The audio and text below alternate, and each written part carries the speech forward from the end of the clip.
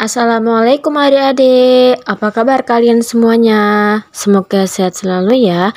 Di video kali ini Kak Lina akan membahas mengenai kalor.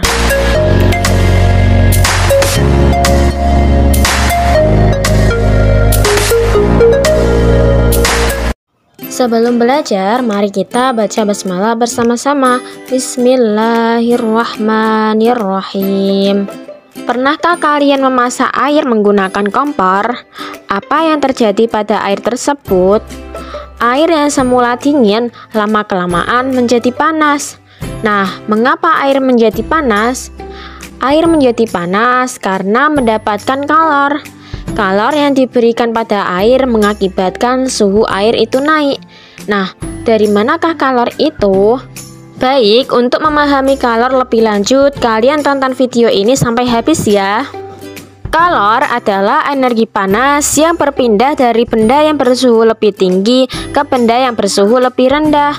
Kalor dapat dilambangkan dengan Ki dengan satuan Joule. Selain Joule, terdapat satuan kalor yang sering dipergunakan dalam kehidupan sehari-hari, yaitu kalori. Berikut ini hubungan satuan Joule dengan kalori. 1 kalori sama dengan 4,2 Joule, sedangkan 1 Joule sama dengan 0,24 kalori. Ternyata kalor itu dapat mengubah suhu benda dan dapat mengubah wujud benda. Mari kita bahas satu persatu ya.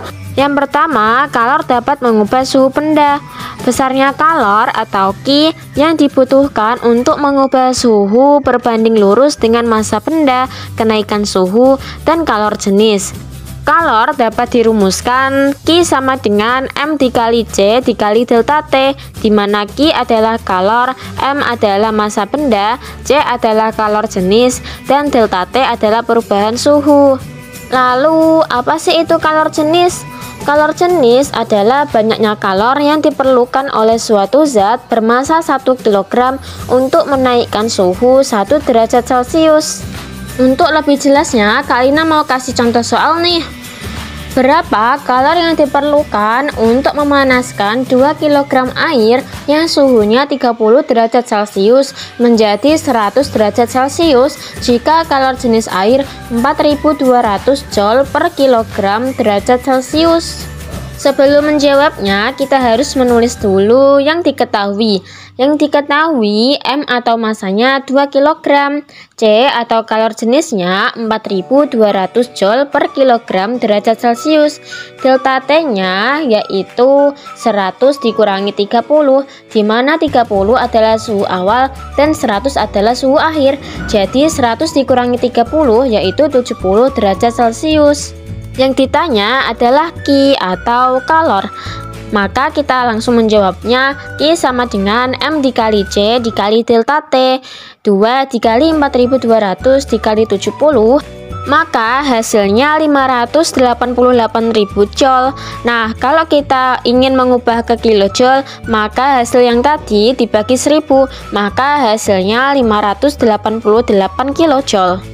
Tadi kita sudah membahas mengenai kalor dapat mengubah suhu benda. Sekarang kita akan membahas mengenai kalor dapat mengubah wujud benda. Kalor yang dapat mengubah wujud benda disebut juga dengan kalor laten.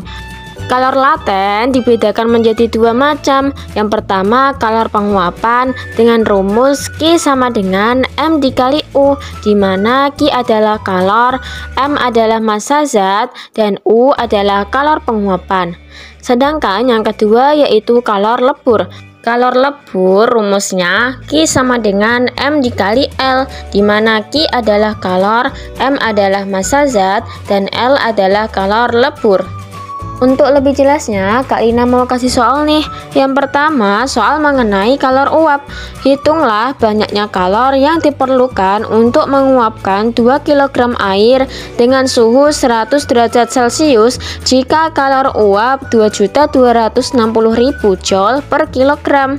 Sebelum menjawabnya, kita tulis yang diketahui terlebih dahulu. Yang diketahui M atau massanya 2 kg. Kalor uapnya atau U 2.260.000 Joule per kilogram. Sedangkan untuk suhunya kita tidak usah menulisnya karena di rumus kalor uap tidak terdapat suhu. Oke, yang ditanyakan adalah Q atau kalor. Maka kita langsung jawab aja, Q sama dengan M dikali U. 2 dikali 2.260.000 hasilnya 4.520.000 joule. Nah, untuk mengubah joule ke kilojoule maka hasil yang tadi dibagi 1000, hasilnya 4.520 kilojoule. Selanjutnya soal yang kedua yaitu mengenai kalor lebur. Hitunglah banyaknya kalor yang diperlukan untuk melebur 2 kg es dengan suhu 0 derajat Celcius pada titik leburnya jika kalor lebur es 336.000 joule per kilogram. Nah, untuk menjawabnya kita harus menulis yang diketahui terlebih dahulu. Yang diketahui M atau masanya 2 kg. Kalor leburnya 336.000 joule per kilogram. Sedangkan suhunya kita abaikan. Yang ditanyakan adalah kalor atau Q. Maka langsung kita jawab aja, Q sama dengan M dikali L. 2 dikali 336.000 hasilnya 672.000 joule. Nah, untuk menjadikan joule ke kilojoule kita bagikan hasil yang tadi dibagi 1000, maka hasilnya 672 kilojoule. Baik, selanjutnya kita akan membahas mengenai perubahan wujud zat. Perubahan wujud zat yang pertama yaitu membeku. Membeku adalah perubahan wujud zat dari cair menjadi padat. Contohnya yaitu es batu. Selanjutnya, perubahan wujud zat yang kedua yaitu mencair. Mencair adalah perubahan wujud zat dari padat menjadi cair. Contohnya, ketika kalian makan es krim, maka lama-kelamaan es krim itu akan mencair. Selanjutnya, yang ketiga yaitu menguap. Menguap adalah perubahan wujud zat dari cair menjadi gas. Contohnya, ketika kalian memasak air, maka air tersebut akan menguap. Selanjutnya, yang keempat yaitu mengembun. Mengembun adalah perubahan wujud zat dari gas menjadi cair. Contohnya, ketika kalian di pagi hari melihat pepohonan, maka di pepohonan itu akan ada bintik-bintik air. Selanjutnya yang kelima yaitu menyublim. Menyublim adalah perubahan wujud zat dari padat menjadi gas. Contohnya yaitu kapur barus yang ditaruh di luar, maka lama-kelamaan kapur barus itu akan habis. Selanjutnya yang keenam yaitu mengkristal. Mengkristal adalah perubahan wujud zat dari gas menjadi padat. Contohnya yaitu pada pembuatan garam.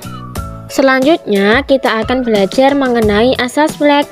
Asas Black berbunyi dua buah benda yang berbeda suhunya jika dicampur maka benda yang bersuhu rendah akan menyerap kalor, sedangkan benda yang bersuhu tinggi akan melepas kalor. Asas Black dapat dirumuskan Q lepas sama dengan Q terima. M dikali C dikali delta T sama dengan M dikali C dikali delta T. Baik, mungkin itu saja yang bisa Kak Lina sampaikan. Semoga bermanfaat. Kita akhiri dengan mengucapkan hamdalah bersama-sama. Alhamdulillahirabbil alamin. Wassalamualaikum warahmatullahi wabarakatuh.